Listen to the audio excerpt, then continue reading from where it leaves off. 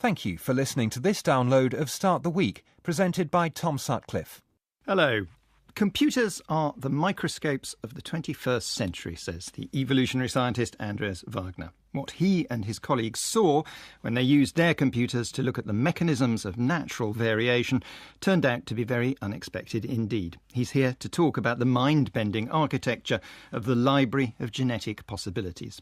Also concerned with variation, survival and extinction are the paleoanthropologist Chris Stringer, who follows our common family tree way beyond the reach of archives and church registers, and Jules Pretty, who has travelled the world visiting nomadic and subsistence societies, people who still live in the ways all humans once did.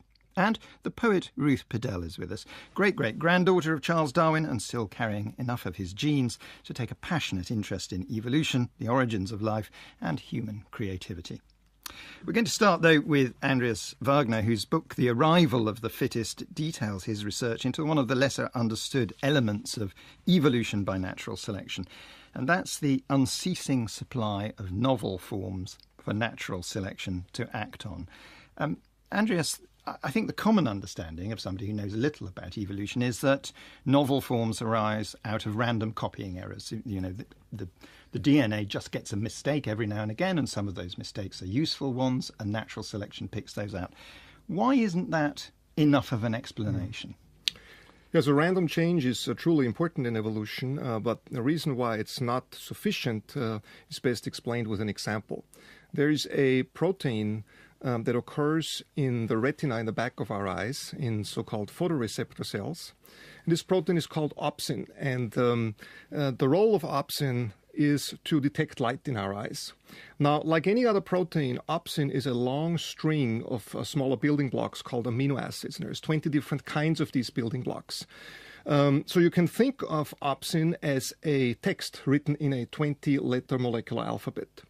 Now, like any other text, you can think of this text as being part of a much larger collection of texts, a library, if you will, the library of all possible proteins. And this library turns out to be enormously large. It contains many more texts than the universe has atoms. Now, And some of those texts are garbled and exactly. nonsense. Some of these texts don't, encode any meaningful molecule, and others are crucially important, like that of opsin. Now, one way to think about what evolution is doing is it really explores a library like this through huge populations of organisms that suffer random change in their DNA, and in doing so, they take small steps, random steps through this library. And here's a crucial question. If there was only one text encoding opsin in this library, how long would it take evolution to find that text? Now, life has been around for a long time on this planet, some 4 billion years, but it turns out the library is so large that even if it had been around 40 billion years or 400 billion years, the time would not be enough to find that text. So what we and others do, using both experiments and computation, is to essentially build a catalog of libraries like this. We try to find out how these libraries are organized so that nature can actually innovate and find important proteins like opsin. Your book addresses briefly the very origins of life, the very, very beginnings, when you turn from, as it were, minerals into something that you can actually describe as life in kind of subsea vents. But essentially you're concerned with how evolution is working now, once the machine is running. Yes, that is correct. And, part of the reason why the origin of life plays an important role also in the book is that, we can see already from what we know about the origin of life that the same kinds of principles that help life innovate today, and evolution is still going on, innovation is still going on in evolution, were at work in the origin of life already 4 billion years ago. So there's a great continuity of principles, really. Now, you said that thing about computers being the microscopes of the 21st century. Could you explain that a little bit more? What do they give us access to that we couldn't see before, that Darwin would never have been able to see, for example? So let me illustrate that with another example. There's metabolism. Metabolism is one of life's most ancient systems, was there since the origin of life, has gotten very complex since then and remains... Metabolism, essentially meaning the ability to kind of change one chemical into another. Exactly. A process of... What metabolism is really an enormously complex network of chemical reactions that are encoded in the genome, and it has two roles. It procures energy from the environment and building materials so life can make more of itself. And life continues to remain a source of... metabolism continues to remain a source of innovation. For example, we know that there is bacteria out there that can survive on otherwise really toxic chemicals that are man-made and that do not occur in nature, that have been invented by us really or discovered by us in the last 100 years. So these bacteria, through new metabolisms that they have discovered, have evolved the ability to survive on these compounds. I mean, the fascinating thing about this is this bacterium, it doesn't just survive on it, it can only survive on it. It uses it as its exclusive food. It can use a toxic chemical, for example, like dioxin or the pesticide pentachlorophenol, as its only source of all carbon atoms that it uses in the billions of molecules in this bacterial cell. Now, just to go back to the computers let you see that because they let you process fast enough to try out millions and millions of kind of little experiments in a Exactly. sense. So what we, for example, in the area of metabolism can do, we can read the information in a genome, infer from it the chemical reactions that occur in a metabolism and predict correctly, validated by experiments actually, the kinds of nutrients an organism is able to survive on, and we can also predict potential innovations. That is, what needs to change for this organism to survive in a new chemical environment. Now, when you looked through that microscope, what was your Leeuwenhoek moment? What was your big surprise that you said, we never expected to see that? Yeah, so for this, I think it's important to realize that metabolisms and the texts that encode them, they also form a library of possible metabolisms, and we can use computers to explore this library. And what we've learned is that this library is organized very much similar to the protein library in a way that's uncannily well suited for innovation. You would not organize a human library like that, but for evolution's libraries and for innovation, the way evolution innovates, it's really well suited. I want to start bringing other people in here, but I have one last question. The word organization is a dangerous one because it implies an organizer, and that in evolutionary theory is hazardous, isn't it? It leaves a door open, or it seems to leave a door open for intelligent design, which I'm sure you don't want to leave open. So who's doing the organizing? Yeah, so you're correctly stating that our work, the work of my laboratory in Zurich, has nothing to do with intelligent design. These libraries really are mathematical objects, and the debate of what the reality of mathematical objects is has been going on for 2,000 years or more. Right? And I don't think we'll resolve that debate today. All right, you've deferred that question. I think when the light came on for me reading your book, it was when I realised that life, following your kind of research, is life is not a needle in a haystack. The haystack is made of needles, essentially. Exactly. Or there's a lot of needles in there. Chris Stringer, I wonder what you felt reading this. Are there implications for your studies in this? Well, yes, certainly, because we know that there were different kinds of humans on the Earth in the past. Even 60,000 years ago, there were at least 4 kinds of humans on Earth. We were evolving in Africa, the Neanderthals were in Europe and Asia, the Denisovans, who we only learned about in the last few years, were over in East Asia, and down on the island of Flores, this weird creature Homo floresiensis, the so-called hobbit, was there. So all of these humans had evolved, and they evolved down slightly different paths. So I think, what's interesting now we've got some DNA from some of these ancient humans, we can see the kind of thing that Andreas is talking about. The Neanderthals some of them had red hair, but the interesting thing is the mutations in their DNA making that red hair are different to the ones we've got to make red hair. And that's the fascinating thing, isn't it? Evolution seems to come up with solutions, multiple solutions for single problems, again and again. It's much, much more fruitful than people had previously thought. Jules Pretty. And in the same way, cultures do the same sort of thing. We have multiple solutions to finding ways.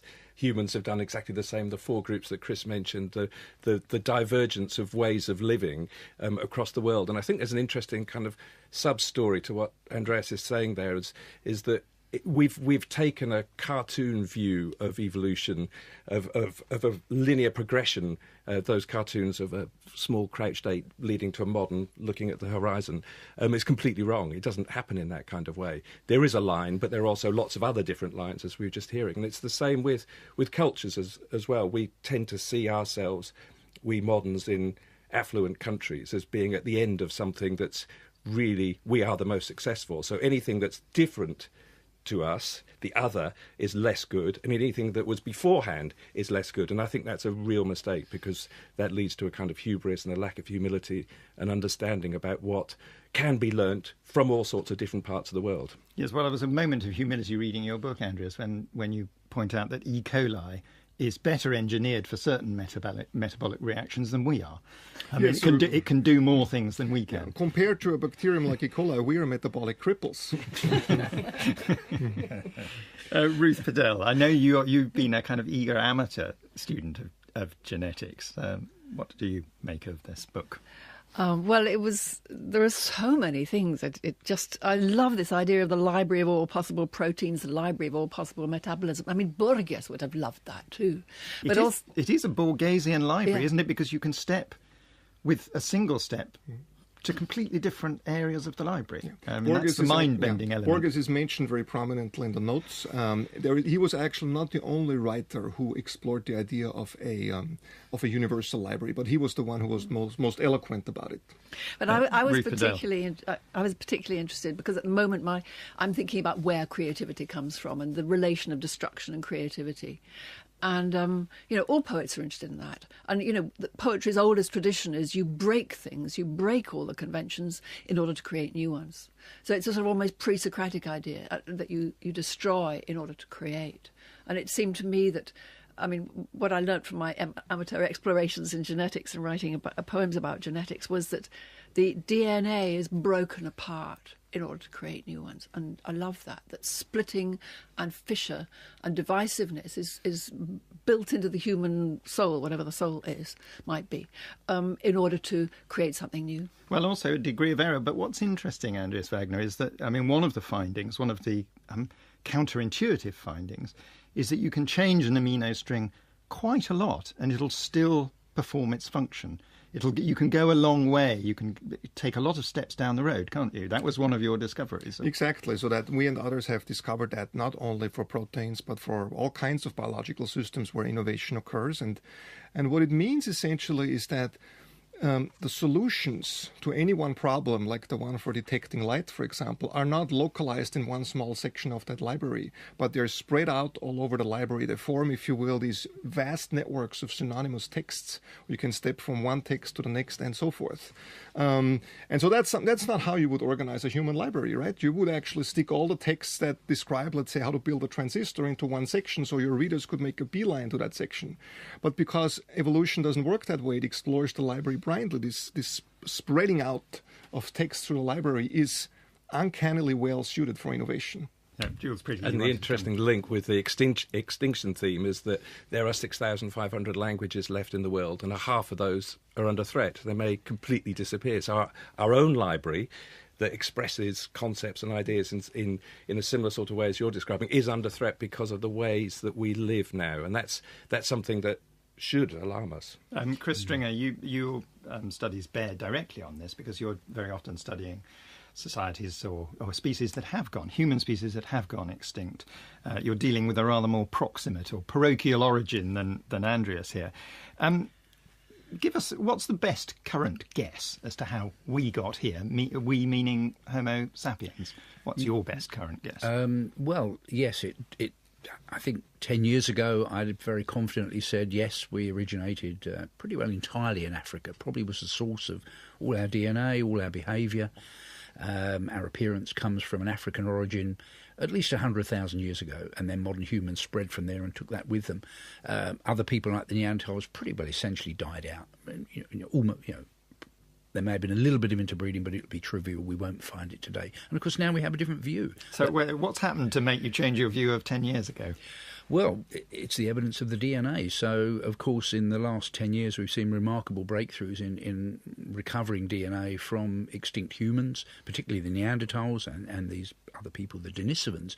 So we've got high-quality The Denisovans have only just been discovered, haven't they? That's right, yes. There's a cave in Siberia, Denisova Cave. It's been excavated for a number of years by Russian teams, but they recovered fragmentary human remains. A tiny bit of a finger bone and a couple of teeth, really, are the significant bits.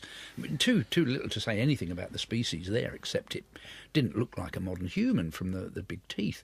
But the DNA showed this was a different population, not Neanderthal, not modern human, something different. So they've been called Denisovans. We've got a high-quality genome from this finger bone that's as good quality as a modern human genome that we can recover from modern bones.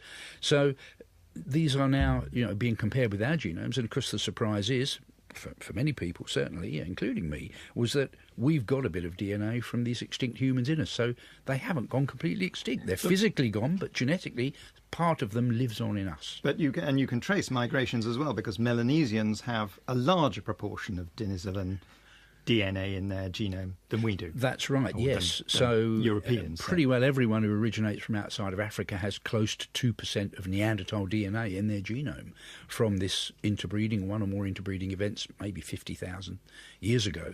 But the people in Australia and New Guinea, they have an extra bit of interbreeding of Denisovan DNA that must have been acquired, we assume, somewhere in Southeast Asia and added on to the Neanderthal DNA in them. Now, again, this is a discipline in motion as we speak about it, but what's the best guess about why those other species disappeared? Were they absorbed, or were they, as it were, killed off?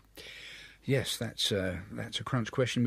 We and my predecessors for many years have been arguing about it, and we still haven't got a resolution completely. But I think it's, there's some people feel, and I suppose I'm in there, that it can't be a coincidence that as modern humans spread out, within 20,000 years maybe, these other species were going under and disappearing. So we may have been partly responsible, but I don't think it's warfare. I don't think we were killing them off. I think that modern humans were competing economically as they spread into their territories. They're going to be eating the same plant resources, hunting the same animals, wanting to live in the best areas.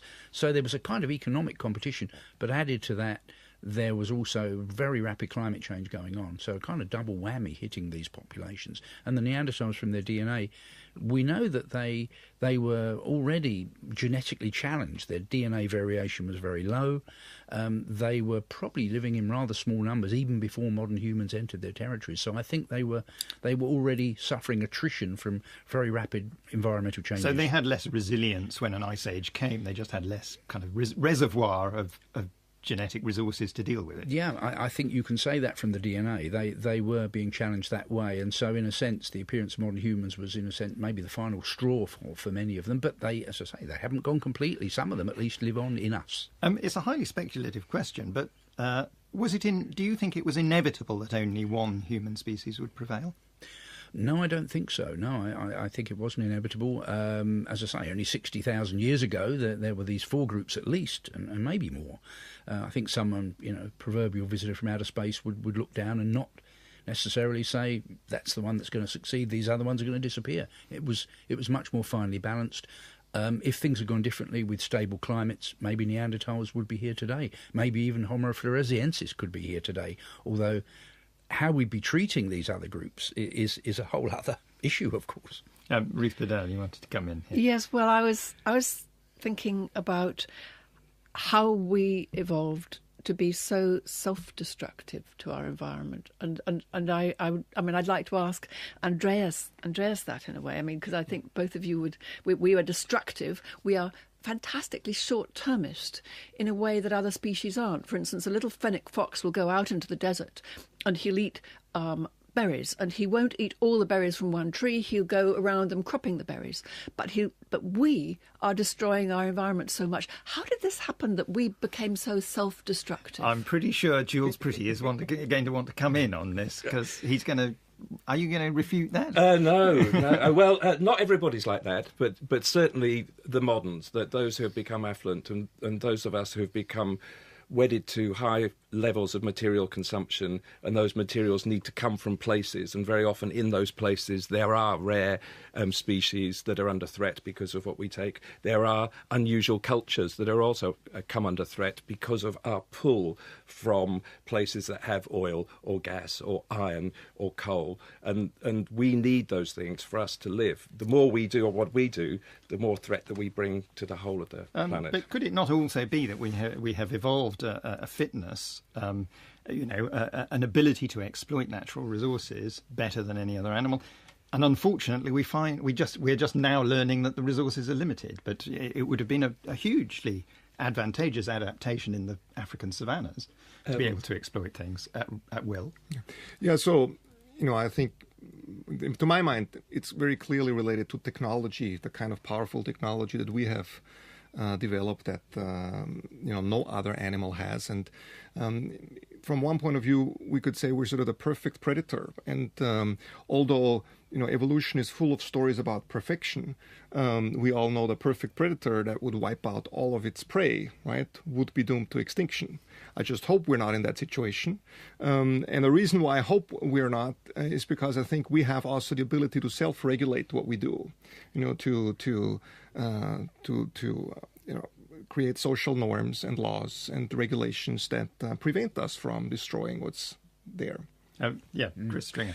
Yes, just picking up on this point, obviously, from your point of view, Jules, yes, of course, I think hunter-gatherers, foragers and so on, they look like they're in a balance with their environment. But, of course, when we look at what happened when humans first arrived in New Zealand, for example, there was a very rapid and huge impact on that environment, and things have settled down since. So I think, what do you think about that? Do you think that shows us that even humans require time to get that balance with their environment? Even hunter-gatherers require that. Yeah, I think there probably is a sort of false idea of what balance means. Of course, we want more resources. We want to produce more progeny. If those opportunities are there, there'll be clashes at the edge.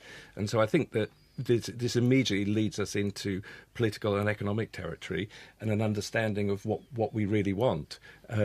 What I think is under threat now is the way that we live, and that when the credit crunch came in 2008 and affected us all, and we've got years of austerity still to come, there are many parts of the world where people haven't even noticed it.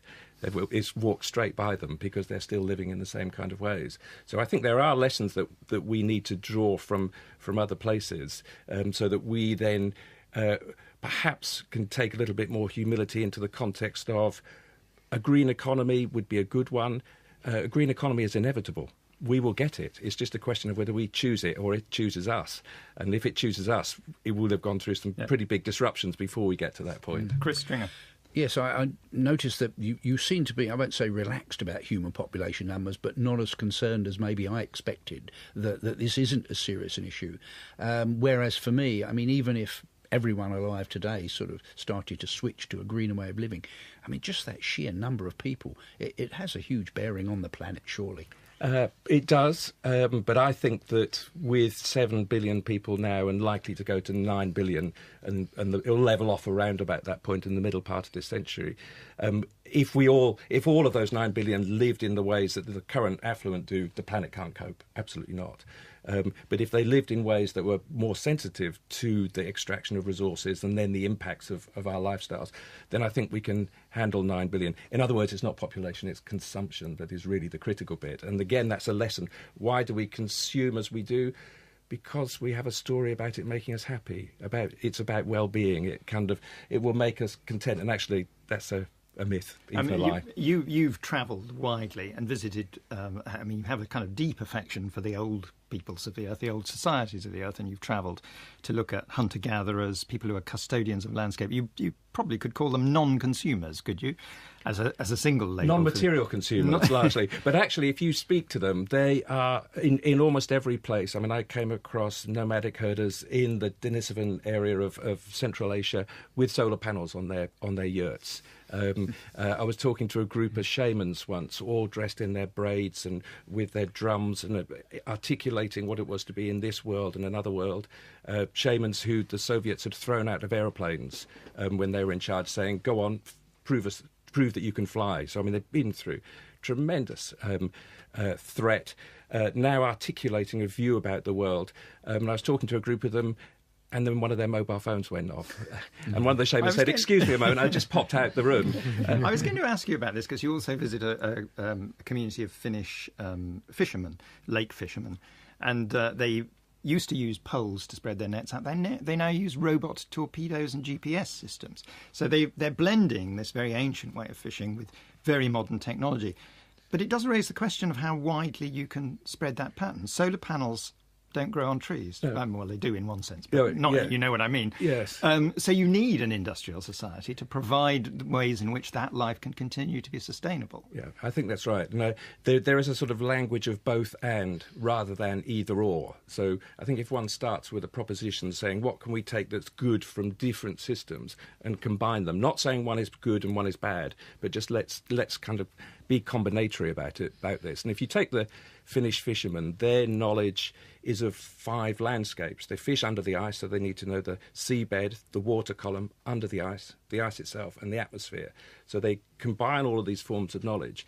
And the fishermen, in choosing where to fish under the ice, will dream up the place the night before. And the best ones dream the best. And they wake up and they say, we're going there. And then they mark it with the GPS and go there and use the underwater torpedoes.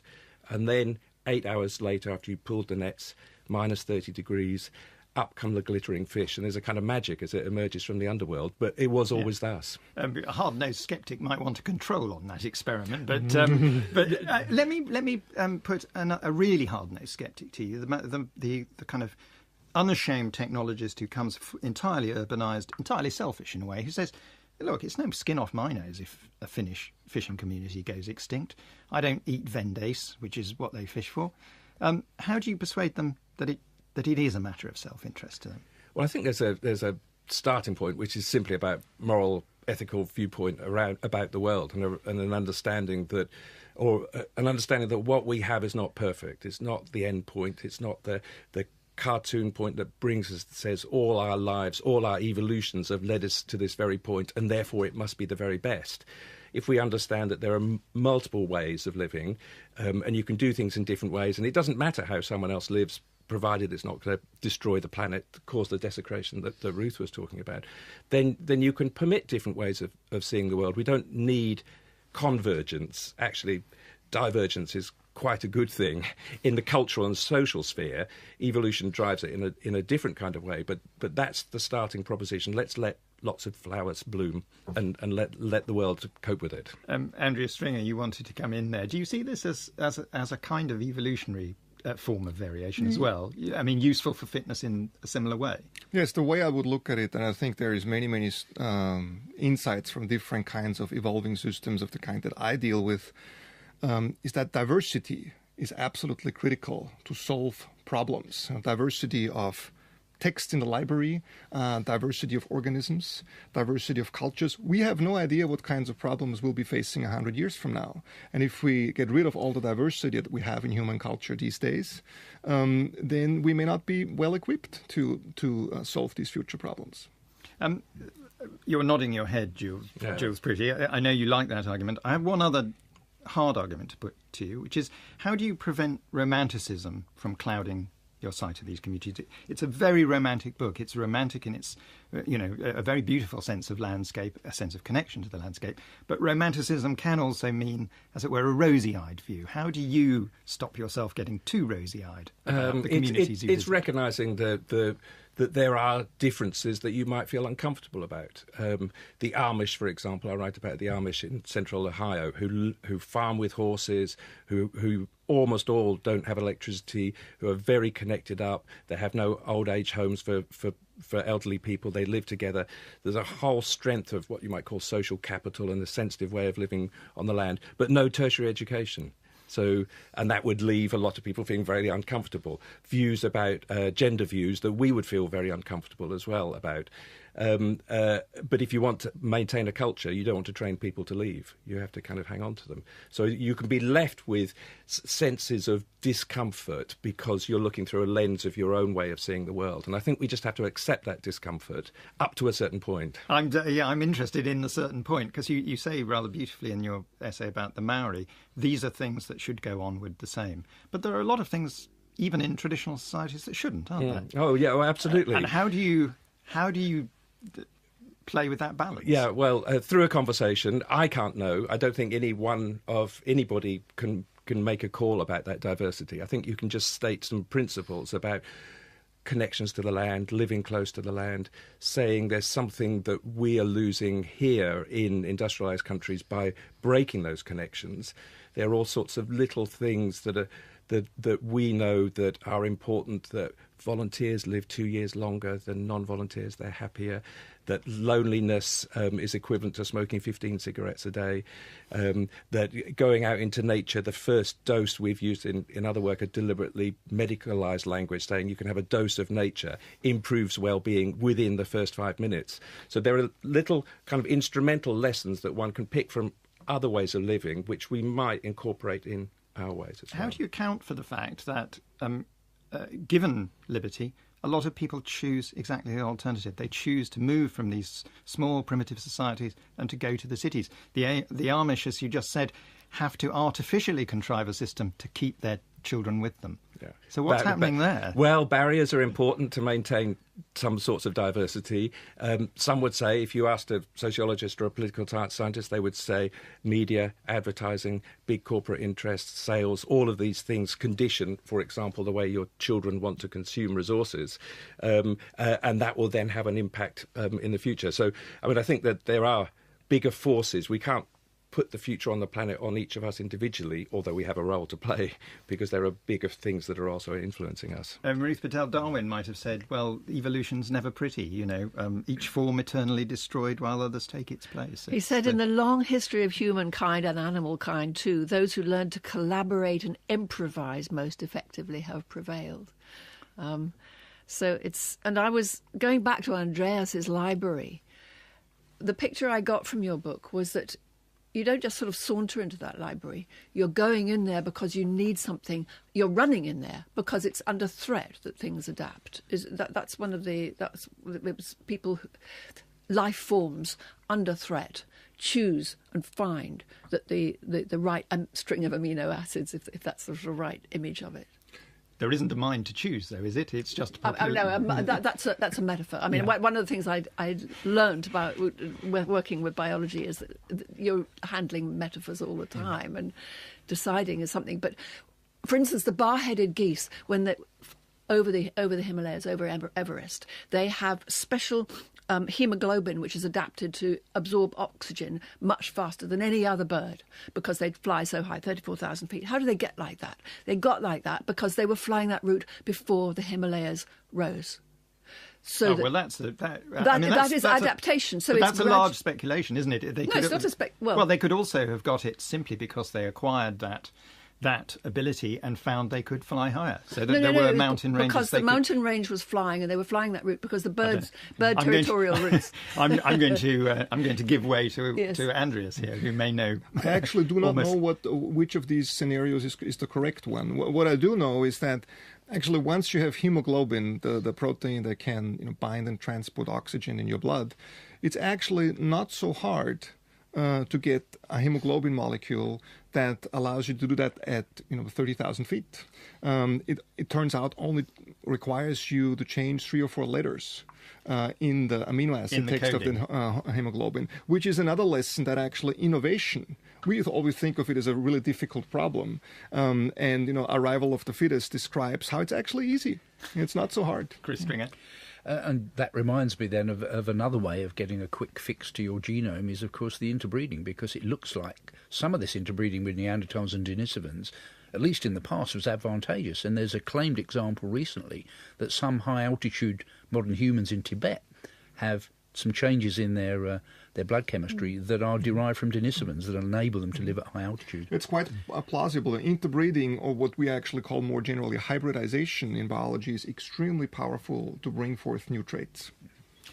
Ruth Patel, I want to turn to you because you were saying just before you're more used to use metaphor than, say, computers or microscopes. Would you read us the opening poem of your book, The Mara Crossing? Because it pulls together a lot of these themes in a very fascinating way, in a way that I didn't expect. Yes, well, this is a book about migration. and it starts with migration of cells and ends with migration of souls.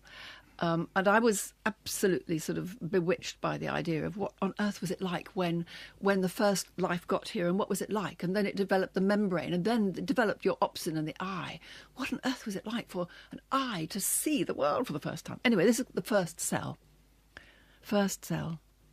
Born in a deep sea vent, synthesized by lightning in a reducing atmosphere, or carried here by meteorite, we're all from somewhere else. Algae, first self-replicating molecule on Earth, pulls carbon from organic substrate, performs the world's first magic, photosynthesis of air to oxygen, and creates copies of herself, uncountable as starlings flocking, or the pure gold bricks Sheba sent to Solomon by mule. Cell, in the air, on the rocks. Song, hoping to be heard in a heart cut open. Little blue-green, dreaming of pattern and form. Tiny horseman of apocalypse. That phrase, little blue-green, dreaming of pattern and form, has an echo in a recent poem. It's come back. It's obviously very important to you. You have a line in a poem from your most recent book, Learning to Make an Oud in Nazareth. What would we be without desire for form? Pattern keeps us safe. Yes, because that book is about the Middle East and destructiveness and creativity, the creativity of music, and about really how we're pattern-seeking creatures. We need to see music in our environment, and but we also we need to see meaning in our environment and pattern, and we create it ourselves. So, making is our defence against the dark is the sort of last line of that book. Tiny horseman of the apocalypse. Destruction is essential to this as well, isn't it? Is that the point of that you have to have the destruction? Yes, it goes back to Heraclitus, in fact, the pre-Socratic. He sort of destruction, coming into being, comes from destruction. And in a sense, that's Darwin's insight too. The origin of species is based on the destruction of fossils and dinosaurs and all the species that have died out before new ones come into evolve. You've written a lot about genetics, you've written about evolution, you've written a lyric for a choral piece about the positive aspects of genetics unconnected with disease, which is a tough commission, I would have thought. Is poetry in any way subject to forces of natural selection? Do you have a sense of any evolutionary mechanism working within? You were talking earlier about how a poet kind of works through changing a line, changing an idea, adapting an idea.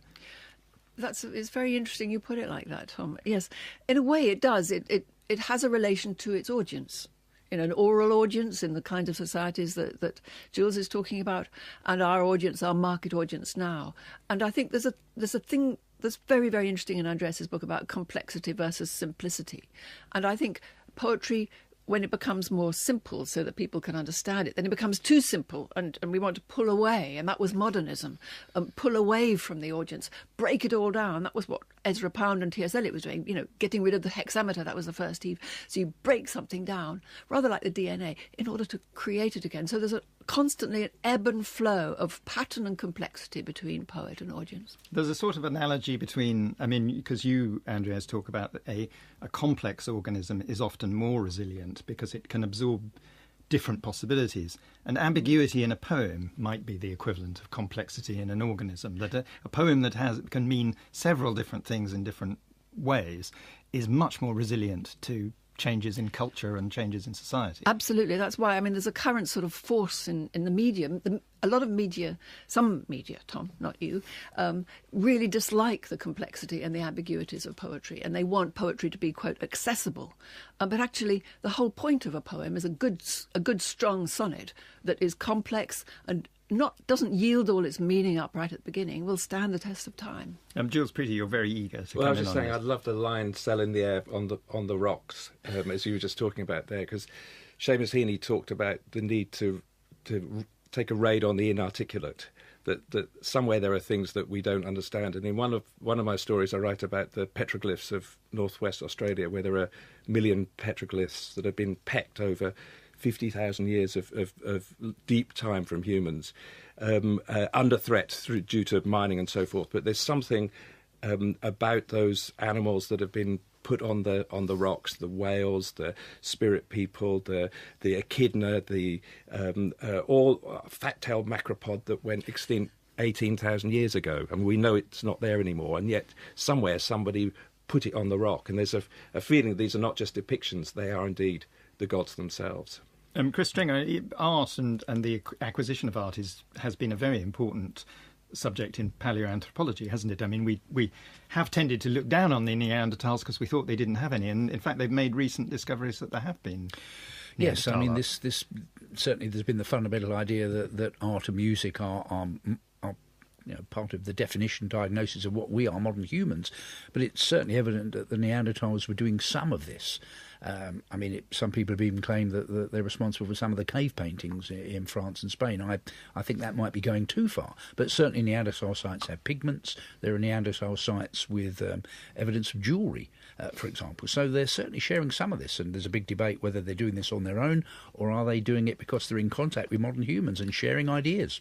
We're running out of time, and I want to ask a question that a listener actually has sent in, which I think is a question in a lot of people's minds when these subjects are discussed.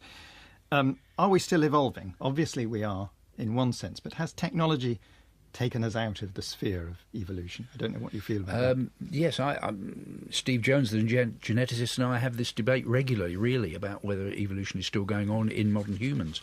And it's certainly true that medical science and all of the kind of care we have removes a lot of the selection that goes on. But when you look around the world, there are still billions of people who don't have the best medical care, who don't have enough food and water and fresh water and so on. So selection is working on those populations. And also under the surface, we each probably have at least 50 mutations in our DNA compared with our parents. So that's certainly going on. Andreas Wagner, what do you think of this? Yeah, question? so, I'd like to give a very concrete example. Ebola. You'll have to do it quite quickly, Yes. I'm afraid. We know there is mutations in the human genome that allow you to become resistant against Ebola. Now, a disease that causes 50% of people who contract it to die, that certainly exerts very strong selection. So, yes, evolution is almost certainly still going on in humans, and it still follows the same principles that were at work 4 billion years ago. Okay, well, thank you to all of my guests. I'm sorry I can't come to either of you on that large question. The poet Ruth Padel, her latest collection, Learning to Make an Oud in Nazareth, is out now. Andreas Wagner, his book Arrival of the Fittest, is also out, as is Jules Pretty's The Edge of Extinction. And thank you too to Chris Stringer from the Natural History Museum and the Ancient Human Occupation of Britain project. Next week, Anne McElvoy, thank you and goodbye. There's more information about Start the Week on the programme's website. Go to bbc.co.uk, where you'll also find many more Radio 4 programmes you can download for free. Correctly validated by experiments, actually, the kinds of nutrients an organism is able to survive on, and we can also predict potential innovations. That is, what needs to change for this organism to survive in a new chemical environment. Now, when you looked through that microscope, what was your Leeuwenhoek moment? Mm-hmm. What was your big surprise that you said, we never expected to see that? Yeah, so for this, I think it's important to realize that metabolisms and the texts that encode them, they also form a library of possible metabolisms, and we can use computers to explore this library. And what we've learned is that this library is organized very much similar to the protein library in a way that's uncannily well suited for innovation. You would not organize a human library like that, but for evolution's libraries and for innovation, the way evolution innovates, it's really well suited. I want to start bringing other people in here, but I have one last question. The word organisation is a dangerous one because it implies an organiser, and that in evolutionary theory is hazardous, isn't it? It leaves a door open, or it seems to leave a door open for intelligent design, which I'm sure you don't want to leave open. So who's doing the organising? Yeah, so you're correctly stating that our work, the work of my laboratory in Zurich, has nothing to do with intelligent design. These libraries really are mathematical objects. Why isn't that enough of an explanation? Yeah, so random change is truly important in evolution, but the reason why it's not sufficient is best explained with an example. There is a protein that occurs in the retina in the back of our eyes, in so-called photoreceptor cells. And this protein is called opsin, and the role of opsin is to detect light in our eyes. Now, like any other protein, opsin is a long string of smaller building blocks called amino acids, and there's 20 different kinds of these building blocks. So you can think of opsin as a text written in a 20-letter molecular alphabet. Now, like any other text, you can think of this text as being part of a much larger collection of texts, a library, if you will, the library of all possible proteins. And this library turns out to be enormously large. It contains many more texts than the universe has atoms. Now, And some of those texts are garbled and exactly. nonsense. Some of these texts don't, encode any meaningful molecule, and others are crucially important, like that of opsin. Now, one way to think about what evolution is doing is it really explores a library like this through huge populations of organisms that suffer random change in their DNA, and in doing so, they take small steps, random steps through this library. And here's a crucial question. If there was only one text encoding opsin in this library, how long would it take? Evolution gotten very complex since then and remains... Metabolism, essentially meaning the ability to kind of change one chemical into another. Exactly. A process of... What metabolism is really an enormously complex network of chemical reactions that are encoded in the genome, and it has two roles. It procures energy from the environment and building materials so life can make more of itself. And life continues to remain a source of... metabolism continues to remain a source of innovation. For example, we know that there is bacteria out there that can survive on otherwise really toxic chemicals that are man-made and that do not occur in nature, that have been invented by us really or discovered by us in the last 100 years. So these bacteria, through new metabolisms that they have discovered, have evolved the ability to survive on these compounds. I mean, the fascinating thing about this is this bacterium, it doesn't just survive on it, it can only survive on it. It uses it as its exclusive food. It can use a toxic chemical, for example, like dioxin or the pesticide pentachlorophenol, as its only source of all carbon atoms that it uses in the billions of molecules in this bacterial cell. Now, just to go back to the computers let you see that because they let you process fast enough to try out millions and millions of kind of little experiments in a sense. Exactly. So what we, for example, in the area of metabolism can do, we can read the information in a genome, infer from it the chemical reactions that occur in a metabolism and predict. Thank you for listening to this download of Start the Week, presented by Tom Sutcliffe. Hello. Computers are the microscopes of the 21st century, says the evolutionary scientist Andreas Wagner. What he and his colleagues saw when they used their computers to look at the mechanisms of natural variation turned out to be very unexpected indeed. He's here to talk about the mind-bending architecture of the library of genetic possibilities.